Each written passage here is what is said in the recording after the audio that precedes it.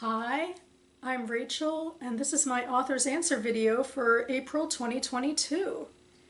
The Author's Answer series was started by J.D. Archer and his writing group. J.D. Archer is a fellow author tuber. They started this question and answer series on a blog, and I'll link to JD's playlist and videos and in the blog down below. But the point is that they asked each other reading and writing related questions, one per week for them. I have been answering these questions sequentially, one per month for the past several years. And I am up to question number 61. The thing about the Author's Answer series is that I guess it's asynchronous. They asked and answered these questions for each other several years ago now, and some of these questions are seasonal. Last month they had a Christmas-themed question, so I actually focused on the Jewish holiday of Purim, which happened last month, and I put in a really fun slideshow of carnivalesque pictures of my experience at my synagogue, which I really enjoyed. And this month for question 61, the question was, what are your writing goals for 2016? Which by this point is a moot point. 2016 is far in the past and we're not at the new year. We are at a new quarter of 2022, but in fact, because we are at a new quarter of 2022, I recently posted my quarterly wrap-up and spring quarter, goal setting, where I talk indeed about the goals I set for myself for the spring, and I'll link to that video down below. And so I decided for this one I should tweak it to say what are my reading goals for spring 2022. It's actually been a while since I've answered an author answer question with reading goals, so very exciting. And I do tend to do a lot of pre-planning with my reading, so I have several books to talk about here. All of my books for April are, in the bag, but I figure I won't mention all of them here to, keep some surprising elements for my upcoming Friday Reads videos. A lot of the prompts I go for coincide with TBR games or book clubs or that sort of thing, so... And the big one for that, for the next 2 months, is the BookTube Prize quarterfinals. I'm a judge for the BookTube Prize, round 2 of 2022, and again, just recently I posted my TBR for that, so you can see the 6 books I'll be reading for that by clicking the link I'll leave down below. Also in April, it is National Poetry Month in the US, so I've been using this as an excuse the past few years to actually pick up a collection of poetry, which is very rare for me, and then I will be reviewing the collection I'll show you later this month. The collection I will be reading is Wolf Lamb Baum by Avia Kushner, which is a Jewish-themed poetry book about the book of Isaiah. So yeah, I expect a video about this very soon.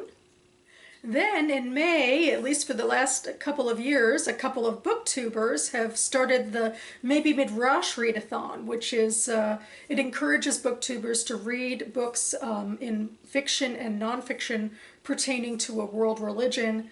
And I have a long TBR of Jewish nonfiction and fiction that I want to get to, so I use that as my excuse to get to them. And this year I plan to be reading these 2 books. The fiction book is The Slaughterman's Daughter by Yaniv Itzkovitz, and the nonfiction book is Beyond the Synagogue, Jewish Nostalgia as a Religious Practice by Rachel B. Gross. Also in May, I intend to read a Jewish American collection of short stories, again to coincide with some monthly themes. May is Jewish American Heritage Month and also International Short Story Month, so that's how I combine the 2 of them, and I'll be writing a blog post about that as well. But for once, I don't have a book planned out yet about which one I'm going to pick up.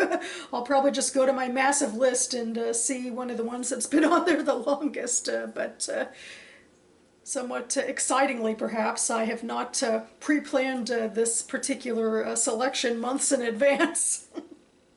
But moving back to something I have planned months in advance, or used awards to plan for me, in June I have a couple of nonfiction picks.